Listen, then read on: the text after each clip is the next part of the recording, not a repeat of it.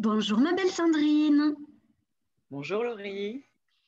Alors du coup, tu es là aujourd'hui avec moi et avec du coup toutes les personnes qui regarderont la vidéo pour nous parler de ton expérience par rapport à l'accompagnement Expansion Business que tu as réalisé pendant quelques mois avec moi et que nous avons terminé il y a peu de temps. Il y a peut-être un mois environ ou deux, je ne sais plus.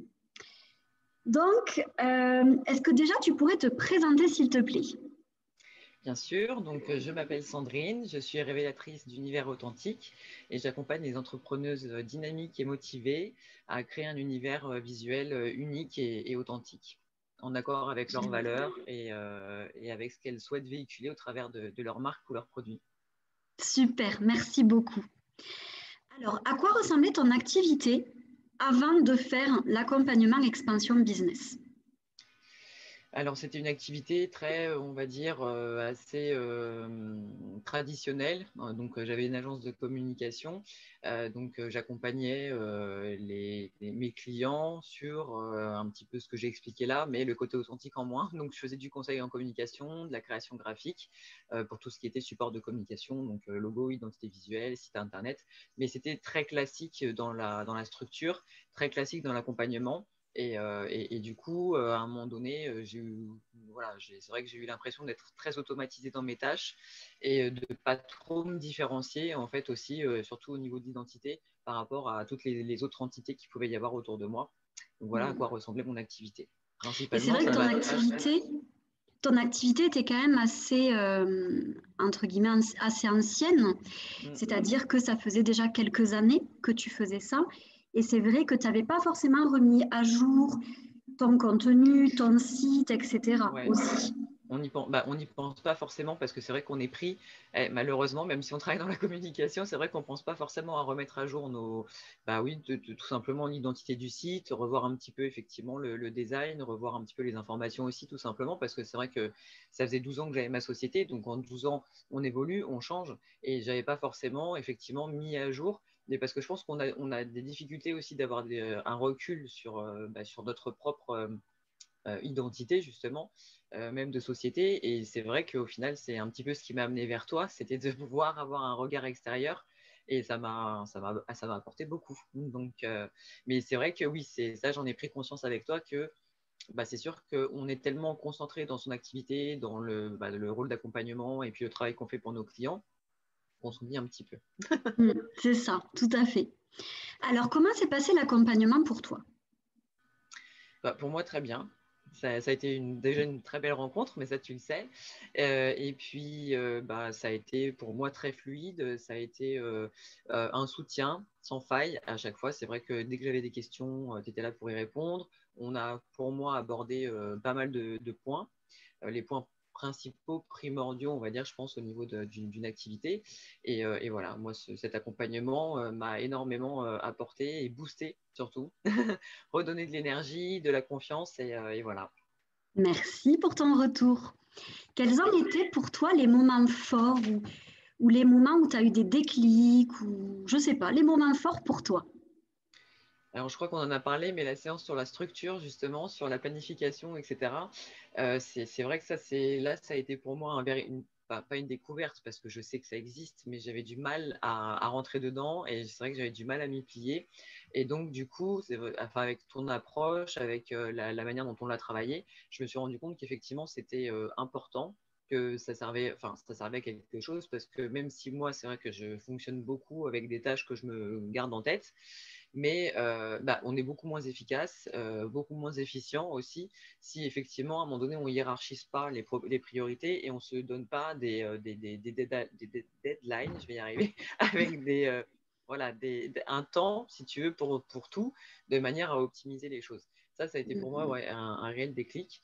Après, c'est vrai que le travail aussi sur la clientèle, je pense que ça, c'est aussi quelque chose qui m'a aidé. Parce que c'est vrai que seul, c'est aussi compliqué de pouvoir vraiment définir un profil et se poser les bonnes questions. Je pense que justement là-dessus, c'est bien d'avoir quelqu'un avec qui faire un petit brainstorming pour justement pour confronter un petit peu nos points de vue, nos idées. Et voilà, pour moi, ça a été les deux séances, les deux points forts en fait. Super, merci. Ensuite, qu'est-ce que ça t'a apporté concrètement d'un point de vue professionnel et personnel? Alors, on va commencer par le pro. Alors, le pro, bah, j'ai pu refaire un site internet en totalité, avec donc effectivement les infos mises à jour. Tu m'as aussi très bien souligné qu'au final, comme maintenant j'ai plus de société, mais que je suis auto-entrepreneur, il fallait que je sois présente sur ce site, que je me présente, que je me montre un petit peu. Donc ça, c'est vrai que c'est la partie niveau perso qui m'aura aussi aidé, dans le sens où voilà, se dévoiler, se montrer, ne pas avoir peur effectivement de montrer qui on est. Donc, j'ai fait mon site internet, j'ai mis à jour mes offres, des offres qui pour moi sont plus en correspondance effectivement avec ce que j'ai envie de proposer maintenant à mes clients. Et voilà. Bon, après, mon identité, c'est vrai qu'on l'a légèrement retravaillé dans tout ce qui était positionnement, discours, etc. Mais en gros, c'est ça. Mais c'est vrai que Et bon, tu as tout maintenant, fait avec tes petites mains. voilà. J'ai tout créé. C'est ça, ton site est magnifique et c'est vrai que tes offres sont vraiment top. Moi, j'adore. Et puis c'est beau de voir que ben, c'est toi qui as fait tout ça aussi toute seule, hein, comme une grande. Oui. Non, mais ce qui est le plus beau, je pense que c'est effectivement de voir que mes offres sont vraiment alignées avec moi parce que je me Oui. reconnais dedans. Et c'est beaucoup plus simple, effectivement, d'incarner une offre dans laquelle on croit, dans laquelle on a mis effectivement des croyances et puis dans laquelle il y a une valeur ajoutée parce que c'est vrai que comment dire, ce sont des postes qui me tiennent à cœur. Donc, c'est vrai que là-dedans, je me donne à 200%. Génial. Et du coup, d'un point de vue perso plutôt, est-ce que tu as senti des changements? Bah, le premier, confiance en moi. C'est vrai que bah, au final, même si on est entrepreneuse, même si effectivement on travaille bah, là maintenant comme je suis seule, j'ai plus vraiment effectivement de coéquipier donc c'est vrai que c'est savoir se reconfronter à soi-même, retrouver des repères, reprendre confiance en soi, se réapproprier une certaine force en fait qui nous est nécessaire pour pouvoir après effectivement vraiment se jeter dans l'arène, hein. et puis euh, Hmm. et puis bah, c'est enfin mettre en place des choses qui vont fonctionner parce que bon c'est sûr que quand on n'est pas trop, on n'a plus trop de repères, qu'on n'a pas trop confiance, on perd un peu ses moyens, on ne sait pas trop où on en est. Donc pour moi oui, ça c'est donc prise de confiance en moi. Vraiment, je me suis positionné, maintenant je suis stable, et puis le fait surtout de, comme je te dis, bah, de savoir me montrer. C'est pas que ça me dérangeait avant, mais c'est vrai que j'en voyais pas l'utilité. Mais maintenant, c'est sûr que ça me confronte aussi bah, au regard des autres et puis à la manière dont les autres peuvent me percevoir. Et tout ça, ça m'aide aussi au niveau personnel, bien sûr. Génial. Alors ensuite, comment tu te sens depuis la fin de l'accompagnement?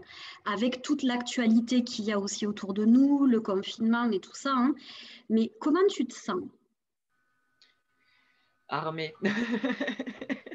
Non, mais je me sens. Bah, enfin, c'est vrai qu'avec ce qui s'est passé là, bon, je dis pas que moi ça m'impacte pas parce que c'est pas vrai, mais c'est vrai que bah, du fait d'avoir pris confiance en fait et du fait aussi d'avoir mis en place des outils, d'avoir mis en place des choses qui me permettent de me projeter un petit peu, justement, de savoir rebondir. Donc, auquel là, on est sur une période où ça va certainement être mis sur pause un petit peu, mais euh, voilà, j'ai acquis, si tu veux, des réflexes qui me permettent maintenant de voir plus ou moins à moyen et long terme. Donc, ça me permet un petit peu d'essayer de me projeter sans pour autant mettre des œillères par rapport à la situation actuelle, mais ça permet de voir un petit peu plus loin, d'élargir le champ des possibles et de garder aussi un petit peu le moral.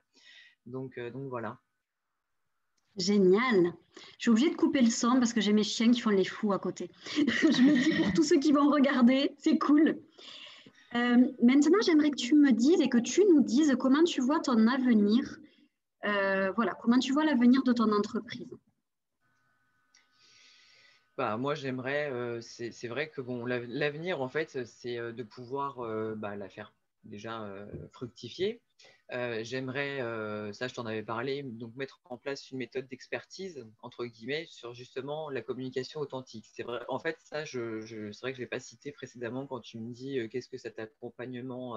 C'est-à-dire qu'avant, je faisais de la communication, là maintenant, le concept existe peut-être déjà, mais sinon, je me l'approprie, la communication authentique. Et c'est vrai que du coup, j'aimerais essayer de mettre en place vraiment une méthode avec plusieurs outils qui sont issus un petit peu du management, qui sont issus de la psychanalyse, qui sont issus de tous ces domaines-là, mais qui permettent aussi, dans mon accompagnement, d'aider mes clients en fait, à vraiment aligner leur communication et leur marque à la bonne cible et de pouvoir à chaque fois, on va dire, avoir quand même un résultat efficace sur les domaines sur lesquels ils veulent entreprendre des actions de communication.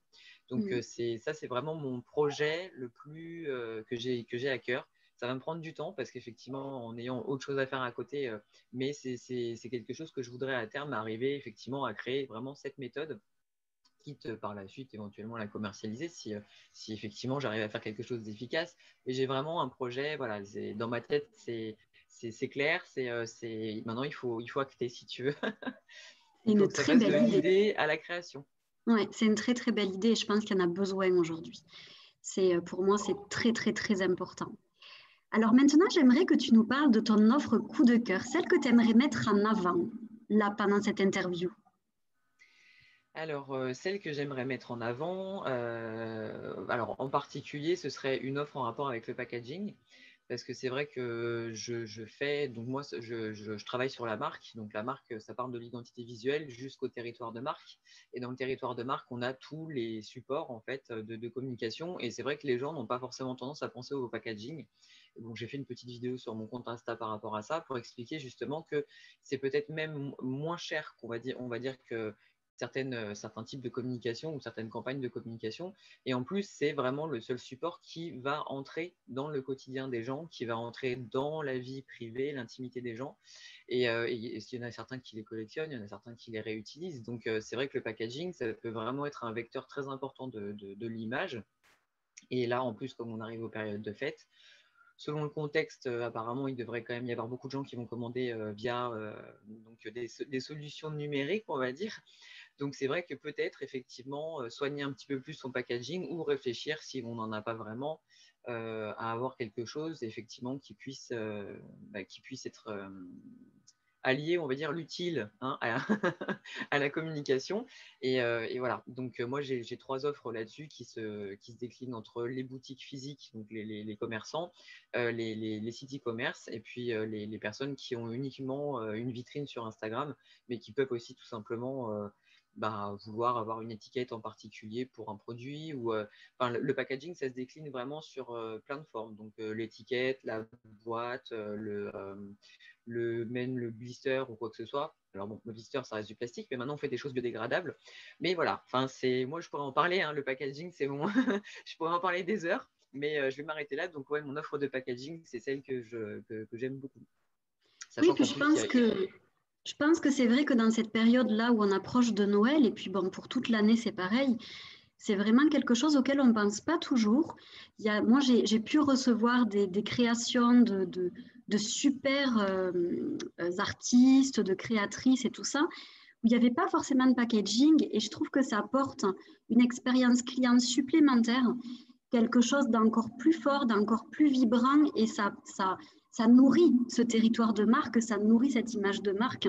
Je trouve que c'est très, très important et on n'y pense pas assez. Donc, c'est bien que tu en parles. Il y a un petit côté, je fais juste une petite, il y a un petit côté régressif dans le sens où c'est vrai que le produit emballé rappelle un petit peu l'emballage cadeau, si tu veux. Donc c'est vrai que, enfin, je dis souvent aussi que la communication fait appel à l'inconscient. Et c'est vrai que quand on voit un bel emballage, ça rappelle un petit peu ces moments où quand on reçoit un cadeau, on est déjà attiré par le papier cadeau, hein, par l'emballage. Et puis même si on connaît le contenu, c'est vrai que quand c'est bien emballé, quand il y a un joli visuel, c'est quand même beaucoup plus. Ça fait chaud au cœur et on s'en souvient parce que justement, ça fait encore appel aux émotions. Mais ça change tout, ça change tout. Ouais, ouais. Ne serait-ce qu'une étiquette sur un joli récipient pour du thé, pour des choses comme ça change tout. Donc oui, je suis tellement d'accord avec toi. Moi qui aime la beauté, qui aime l'esthétique, je suis vraiment d'accord avec toi. Je te remercie beaucoup, beaucoup. Est-ce que T'en tu prie, aurais un merci à toi. dernier mot à rajouter avant que nous nous quittions? Merci. Ben, moi, c'est merci. Merci pour tout. Merci pour, comme je te dis, hein, pour être qui tu es, pour m'avoir accompagné, pour être aussi patiente, parce que tu as quand même beaucoup de patience. Une capacité aussi à entendre les choses et puis à rebondir sur ce qu'on dit, mais de manière toujours très à propos, si tu veux. Il y a pas de. J'ai vraiment pas eu l'impression, si tu veux, de perdre mon temps avec toi. Et puis voilà. Donc, comme je te dis, merci pour tout ce que tu m'as apporté. Merci pour cette interview qui m'apportera peut-être un petit peu de visibilité. Et puis voilà.